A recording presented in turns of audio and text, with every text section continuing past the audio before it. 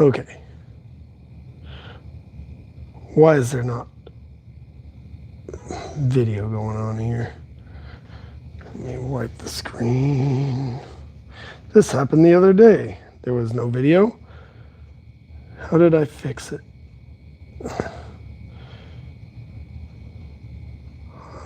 Video.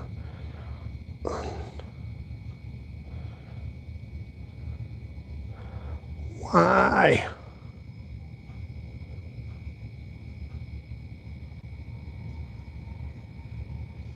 Come on.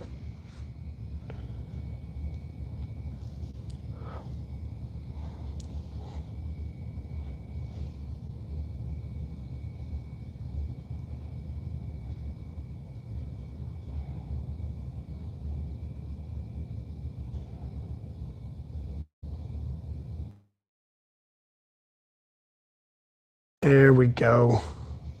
There we go. It took it a minute, an entire freaking minute. Okay, let's get this. I know I'm a bit late on here today, but I had to get some work done. Okay, I have a private lesson. So today will be another one of those got to end right on time, because since I am starting a bit late, unfortunately, that means that I don't get to have the luxury of going over like I usually would. All right.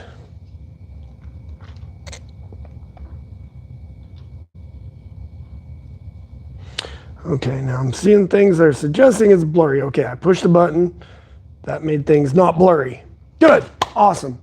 Now things look blurry again. Why would it keep going blurry? Okay, push that button. Now it's not blurry. Oh man. These YouTube lives, I don't know. I like the idea of it. I like the idea of it when I start getting more people joining me on these things. But man, there's a lot of hassle. Okay, there we go. That looks pretty good. All right.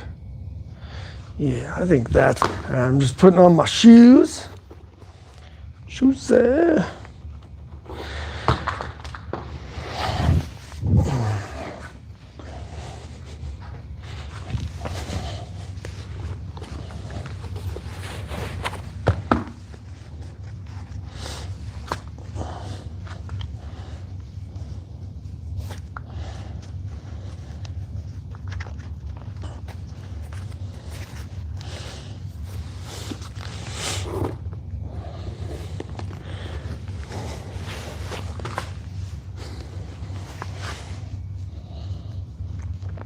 I'm excited. One of my former students saw this and has contacted me, and he's going to be training with me again. And I'm excited about that. I really like the guy. So he's actually one of the before and afters on my website, in fact. Okay, let's see.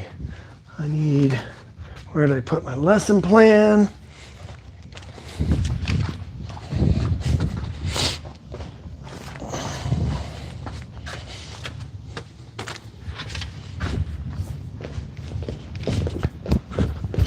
Okay, I put this here. Let me see what that looks like.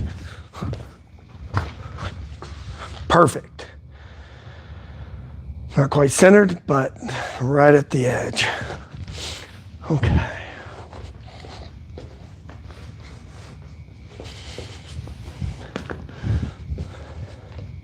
Oh, my timer.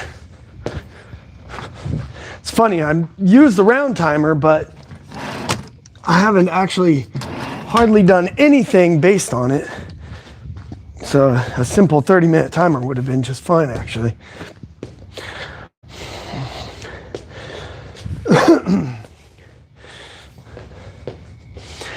All right, guys.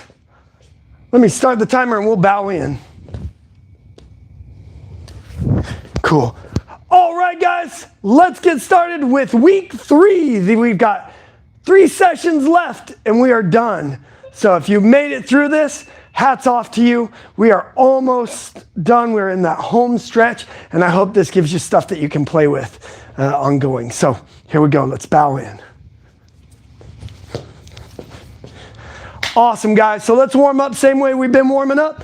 Just put something on the ground, and you're just going to move. Just lightening up your body, getting your ankles warmed up, getting your kind of that bounce, that hop, that pep in your step, okay? Also, start to bring in the hand movement, all right, especially that lead hand. Be threatening with it. Good. Or head movement, okay? Turn the hips. We call it head movement, but it's actually more upper body movement, okay? My head's not really doing anything. It's more my waist. My knees too, so it's the knees contribute a lot to it, all right? We're gonna go for about 30 more seconds, just footwork, okay? Good.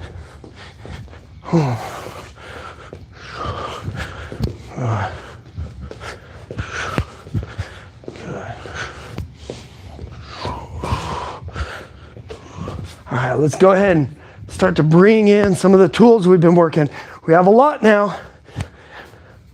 We've got things from week 1, really playing with the footwork. We've got things from week 2, playing with power. Okay, so try out those hooks and those uppercuts. All right, we work some defense. Work that pull, that anchor pull. Whop. So you can work that. Whoosh. Make sure you use all of your limbs so we get everything nice and warmed up. This isn't about going fast right now. In fact, my instructor was very adamant that you don't go fast when you're still warming up, because you're punching in the air, and that can be hard on the joints if you're going harder than your body is warmed up for. Or actually kicking is even more so. If you're snapping and your legs aren't warmed up, that can be a lot on the knees. So just think of this more as developing body feel, feeling the motion, see? Feeling how each move sets up for the next. All right?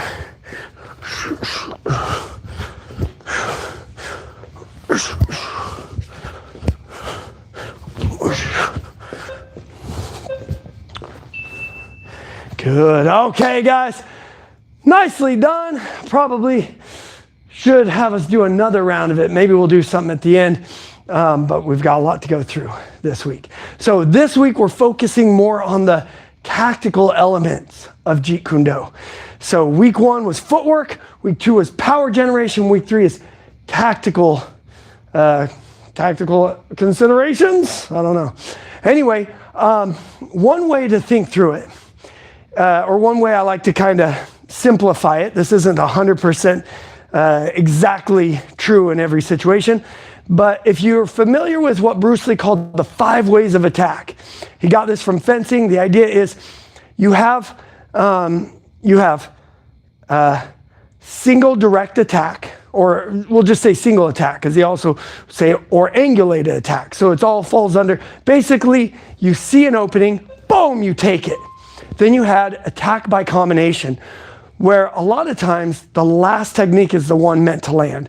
So those 2 of the 5 ways of attack are especially useful when you're a beginner.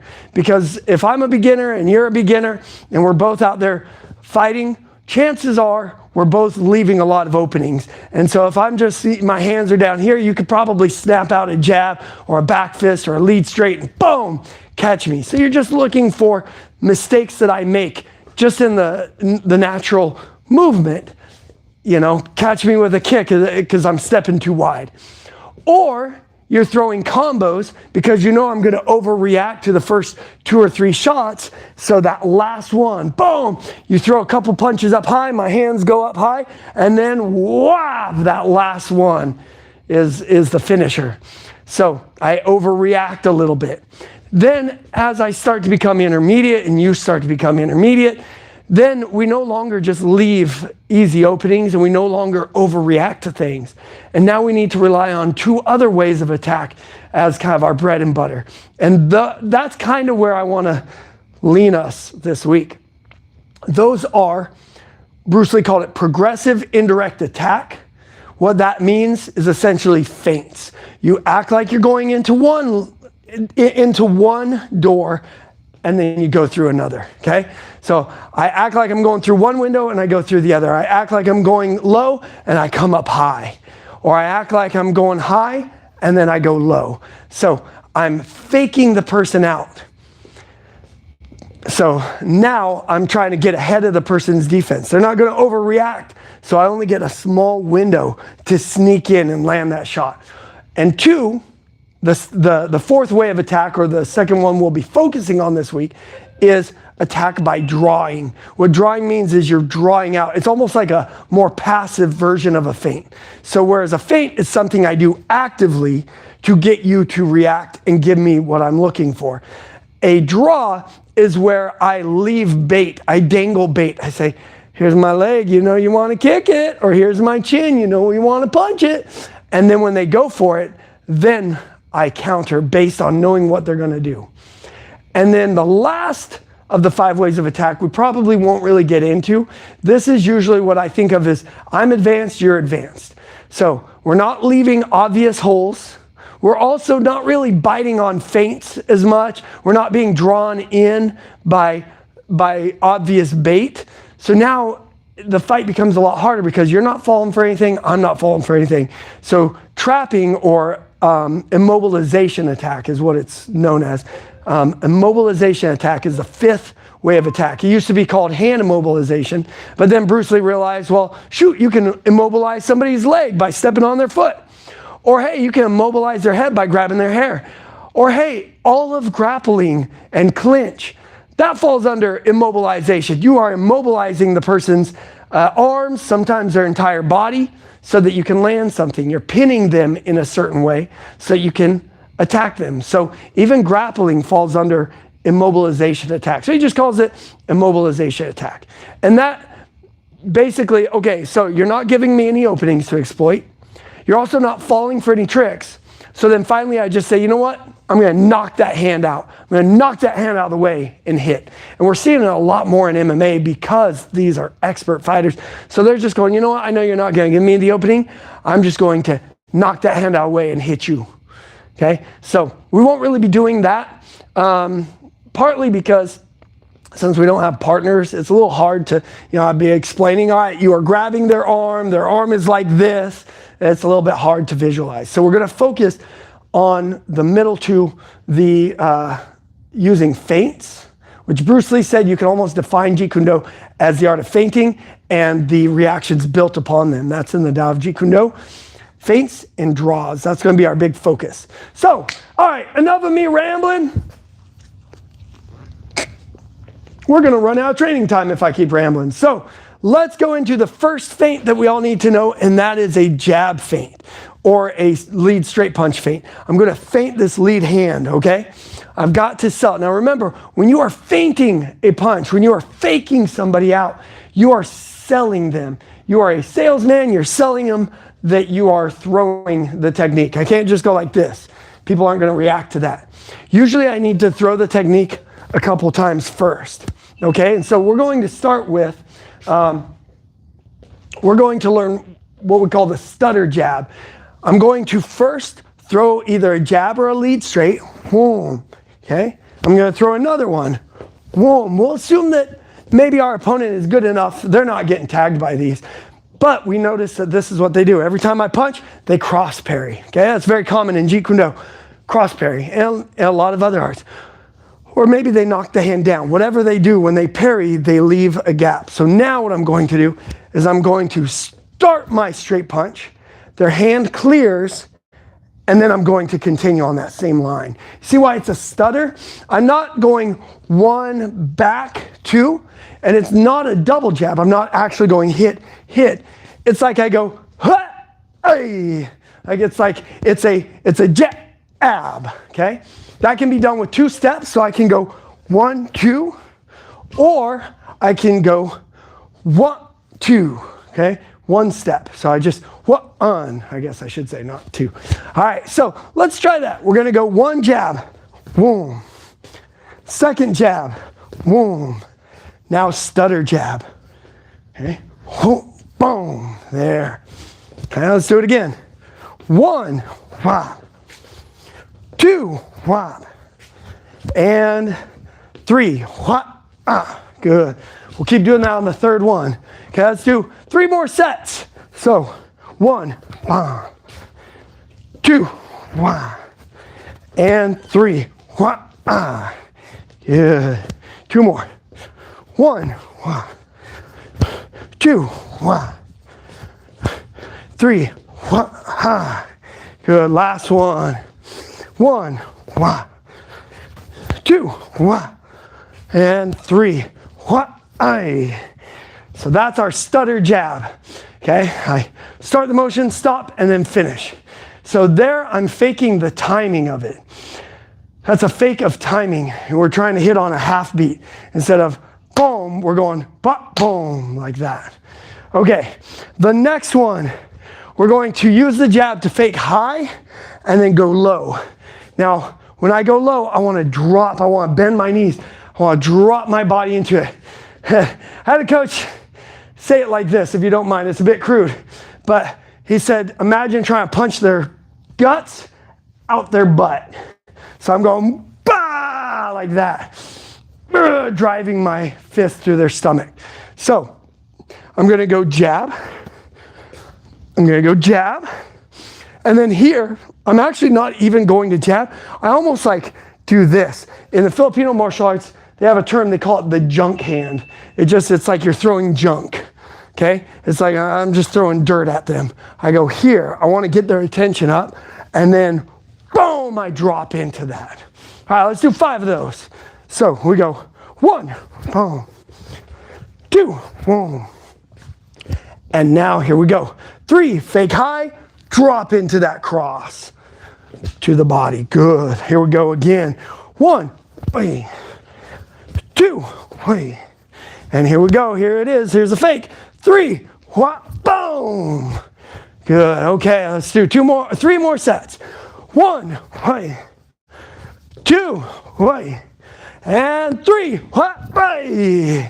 Okay, I'm gonna see if I can fake you out on the camera. Here we go. 1, 2, 3. Do you think I was actually throwing the jab? That's what I want to try and do. I want to get my partner to, even when they know I'm supposed to fake, I want to sell it so well that they think I forgot and I'm throwing the actual punch. Okay? All right, one more. 1, 2, 3. There. Good job, guys. Good job.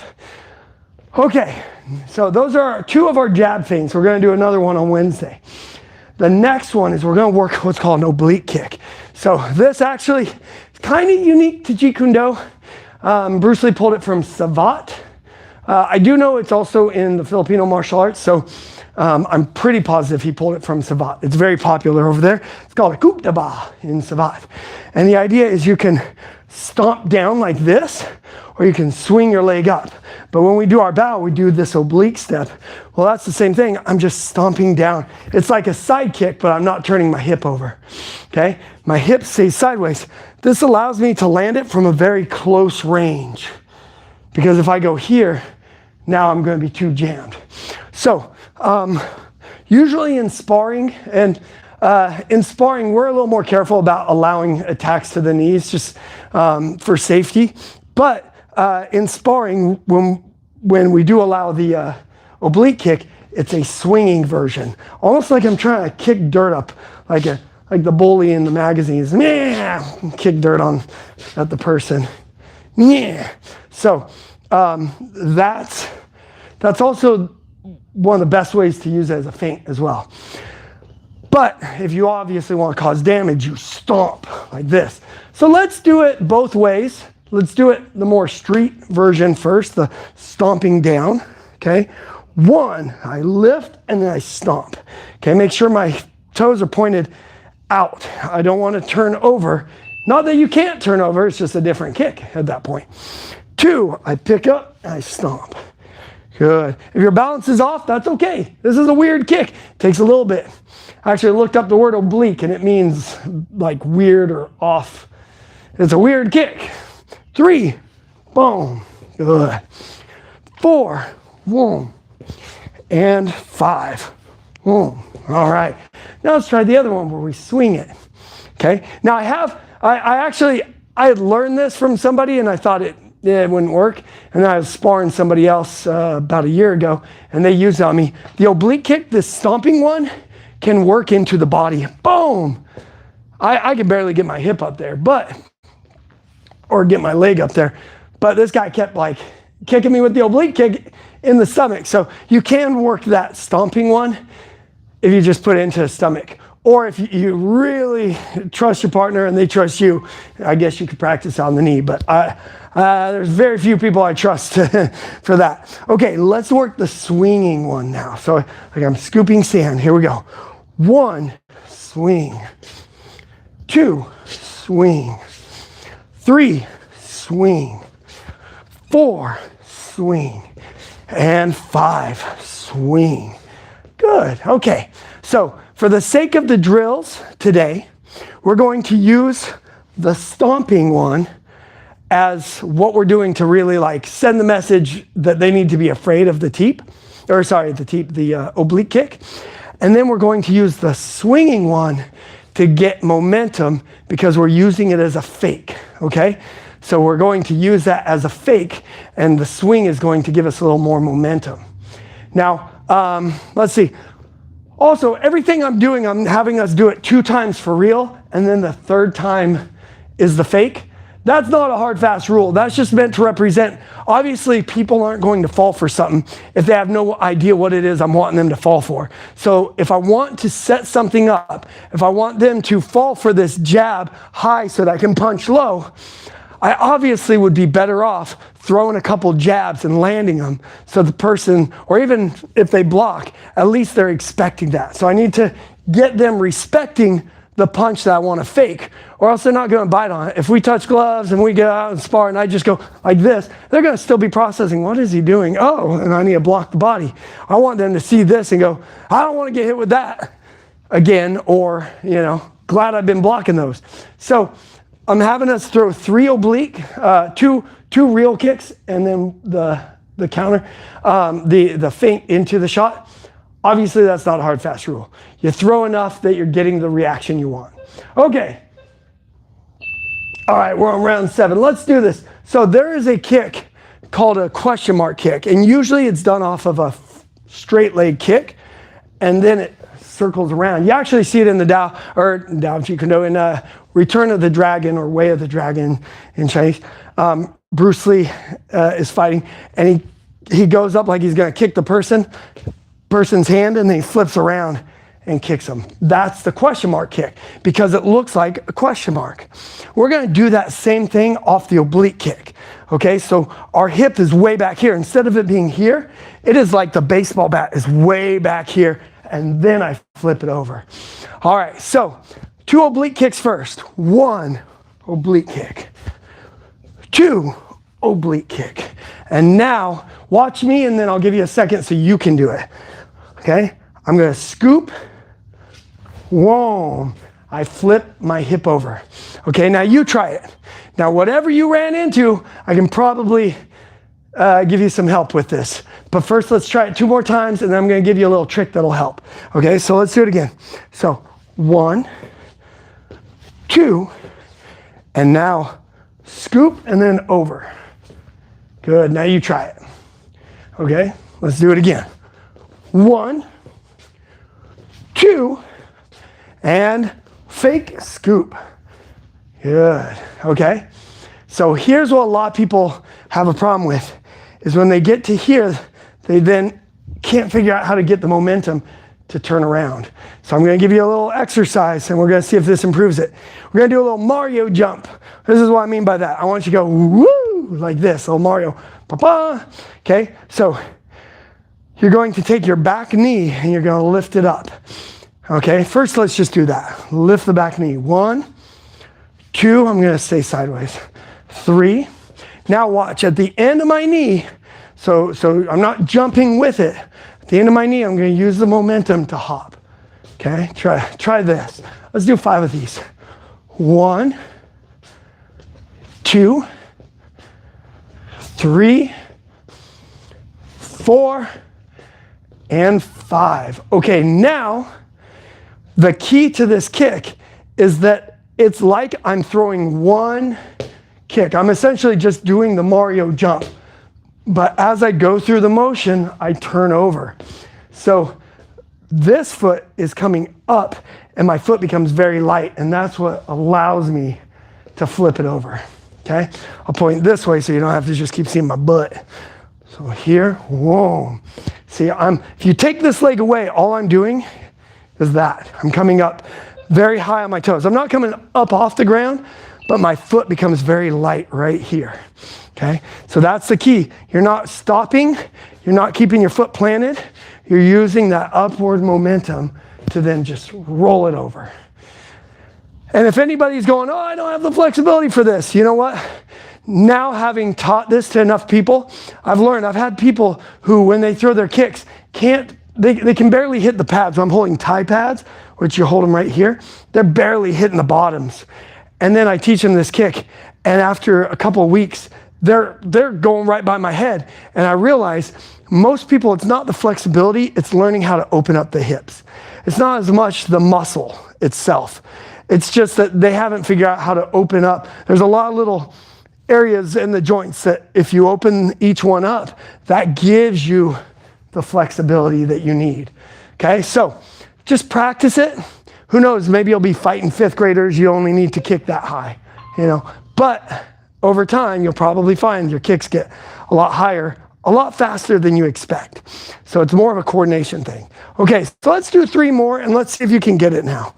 I'm gonna go back to pointing this way and you can just, yeah. All right, here we go. 1, 2, and here we go. 3, 1, good. All right, 1, stomp, 2, stomp, and 3, way, good. All right, let's grab one more, guys. 1, ha, 2, ha, and 3, way. Nicely done. Okay, so that's our oblique kick feint. Oh man, time is going so fast.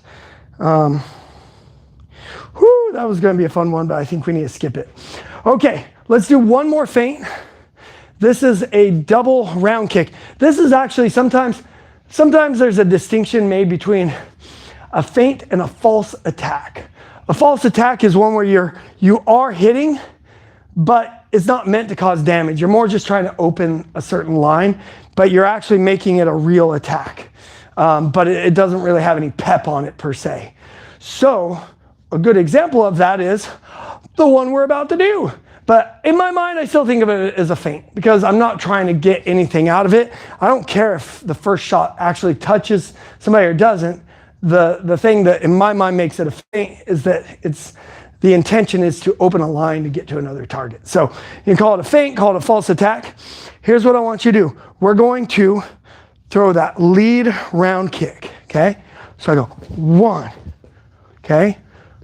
2, if I start noticing that they get flinchy with their arms, then what I'm going to do is use this. It's almost like a back fist. I whip and then come up to the head. And I want to think, the more that I take this foot like I'm going to kick my own butt, the more whipping I can get, whop, to get up there and actually cause damage. If I just go like this, I just go, there's no power. You know, if I've seen people hitting the bags before doing that. I'm like, well, there's no power. You can slap me with your foot all day. What I need to do is try and kick my own booty. So I go here, and then I kick my own butt. And that provides the snap, all right? So I'll do 3 facing this way, 3 facing this way. You tell me if you see power in this, okay? People get knocked out by a punch. It doesn't take a really hard kick placed on the jaw to knock somebody out. So a snapping kick is plenty. All right, we'll do 6 of these. So here we go. First, just the kick. 1, boom, and we'll pendulum step it. 2, boom. All right, now here we go, double kick. 3, low, high. All right, here we go again. 1, ba. 2, ba. 3, low, high. Good.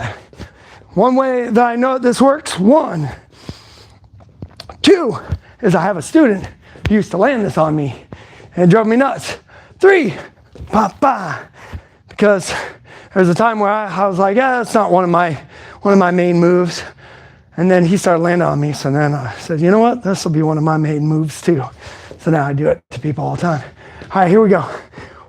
1, and you don't need to switch your stance. I just want you to be able to see it from this angle. 2, boom, and 3. 1, 2. Good. 1, whop. 2, whop. And 3. Good. And one more. 1, 2, and 3. Good. Sweet. Okay. We do need to cover our 4 corner parries. So this is our main interception here. So if somebody is punching at me, I can push their hand over my shoulder so that I can land my lead straight.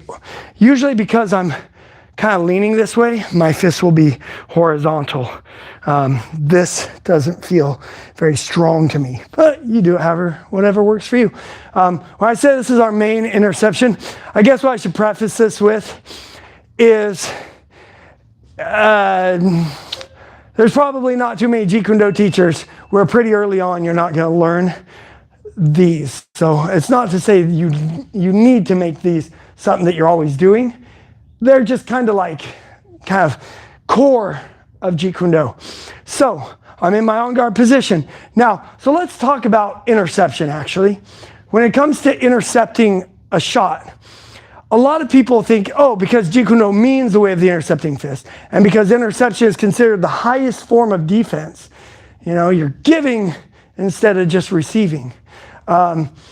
They think that if it's not interception, it's not Jeet Kune Do, that you need to do interception all the time. The reason why it's so central to Jeet Kune Do is it's very effective and it's not easy to do. I shouldn't say that's the reason why, but I should say it is a difficult thing to do, to intercept somebody well. And I see a lot of people just go, oh, well, Jeet Kune Do, so the moment a person flinches, boom, I hit them. Well, the problem is, imagine this, if you're like, if somebody's going into war, they need to get intel on their enemy. It's not just like, well, if you're on the attack, then that must mean you're winning, so we're just going to go in and attack. No, you need to get intel. So the easiest people to beat, and I know because I was one of these, okay? I was one of these guys who everything was interception, and they're very easy to beat because they're trying to hit you the moment you flinch, because the idea of interception is that you hit, the person starts the attack, but you finish it. You hit before they get there. So that means they start the motion and you still have to be faster than them. And so that means I don't have time to actually go, is he actually throwing the technique that I think he is? Or is the line open? Am I presenting an opening that if I don't stop his attack is going to suck for me? And so I learned very quickly, you can't just rely on interception coming out of the gate. You have to gather intel on the person. That's why you do fakes and feints. And that's why you throw safe combos at first. You've got to gather intel before you just go charging in. If we touch gloves and every time I move, you try and intercept me, you're going to be the easiest person to counter, because then I'll just fake, you go to hit, and then I just boom, take whatever opening that I saw when I gathered my intel. So interception is the highest form of defense, but that doesn't mean that you should just rely on it constantly. Now, this is a little bit more sparring focused in that regard. In an actual fight, you're probably not, you know, if you're thinking like a self-defense, protecting your life, you're probably not circling around with the person, you know, doing little fakes and stuff. You might have to just, you know, the person goes to hit you with a baseball bat and you just boom, close the distance and get in, get out. Yeah, but if you're talking like sparring, you're going to be too easy to read. You have to know how to set it up. And one of the best ways, so drawing and interception go hand in hand together. My private lessons here. I'm going to finish out, although I'll feel a little embarrassed because she'll be watching me talk to the camera. But anyway, maybe I'll steal her in. I'll steal her in here.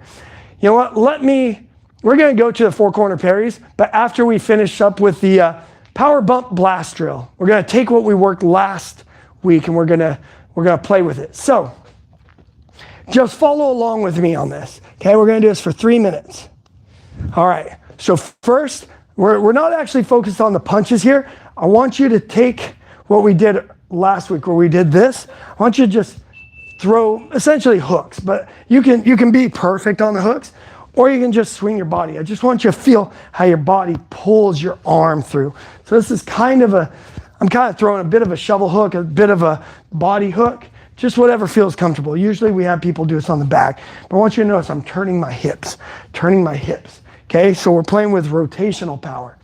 Okay, 5 more seconds. 5 more seconds.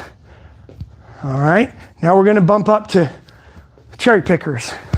Okay, jab cross, go to your eyes, back to here every time.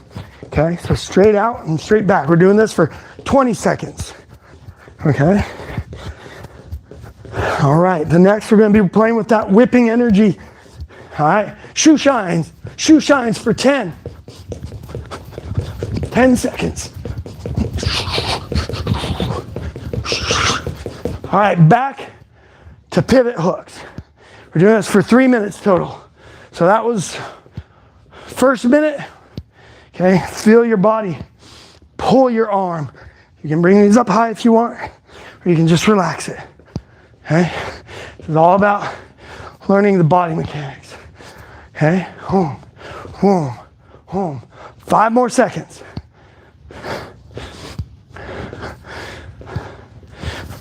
All right, cherry pickers. This is coordinating the feet with the hands. Oh, maybe that wasn't my private lesson. Huh, well, bummer. All right.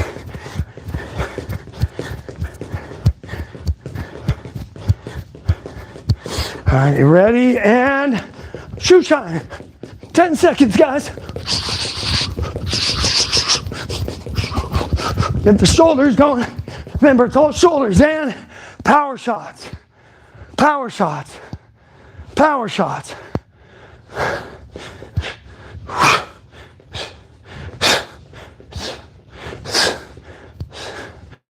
Here. You can go thumb in, thumb up. Doesn't matter. 10 more seconds.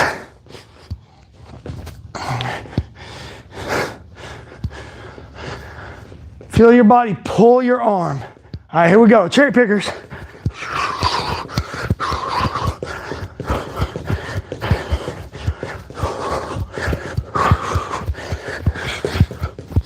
Sorry, I'm probably blowing into a microphone. Let me try and hold my breath a bit better.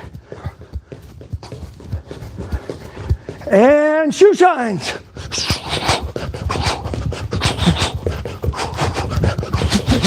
Fast as you can. This is it. And time. Awesome. Okay, let me see what time. Okay, she should be showing up any second. We're gonna go ahead and cover this. I can't leave you hanging. That was our ending. We're gonna be doing that ending for the next 2 sessions as well. Okay, so take some time in between and just make sure it makes sense. All right, so, four corner parry. So the first one, I parry the hand over my shoulder. I drive in here, okay? Second one, a hook is coming out here. I put this hand out like this. Now, some people, immovable elbow theory, you keep everything real tight. What I found is right here, if the hook hits, I don't have enough leverage. If it's a hard hook, I do get hit like this, okay?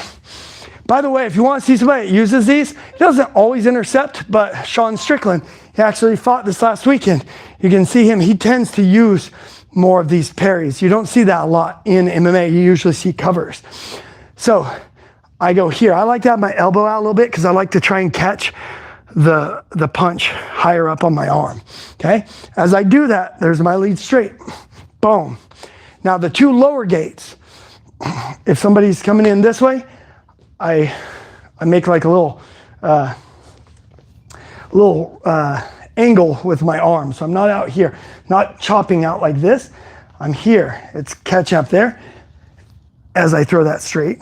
And then if it's coming straight in, I parry straight down as I fire that straight. Now, I will say when it comes to body shots, I don't start my guys with this or this, because if every time I throw a body shot, the person I'm sparring that's always their go-to, then I'm going to fake low and hit high. Or I'm gonna go touch, boom, that's all I'll do. So let's go touch, boom, and they'll go here, and I'll know that, all right, they're trying to intercept, so I'll make sure my head's offline or that I'm protecting it. Sometimes I'll even trap their hand. I'll put my hand on their fist as I go there and then come over, because they have the habit of always going like that. Okay, so I teach my guys to learn how to block with the forearms so their hands are up high, but then I teach them this as kind of what I said to you about when you know what the person's gonna throw, you've done the intel, you know, oh, they like to go jab and then shovel hook. When I see them turn like this, then I can interrupt them, boom! So normally the way it look is I go parry and then cover, parry and then cover, and then the next time they do it, I've read it, I go parry, whop, like that, and I interrupt them, okay? But let's go through each one, and actually I do see she's here. I'm just gonna go through it though. So here we go. So straight's coming, cross parry and hit, okay? It's coming to the outside line, outside parry and hit. It's coming to the outside lower gate, parry and hit, hey, and it's coming straight to a body, parry and hit, okay? Let's do those 5 times and we'll call it a day. So here we go. Parry, hit, parry, hit, parry, hit, parry, hit, okay? 4 more. I'm gonna go sideways. So here we go. 1, 2, 3, and 4. 3 more. 1, 2, 3, 4. Good. Did I say 3 more? 2 more then. 1, 2, 3, 4. And last one. 1, 2, 3, and 4. All right. Cool, guys. Who's the best martial arts instructor in Austin? You are. There we go. Yeah. You couldn't see. She pointed right at me. All right, guys. Thanks for joining me. And yeah, have a great rest of your day. See you on Wednesday. Kaboosh! Is that your virtual? Yeah. Yeah, I got started a bit late today trying to get that email out.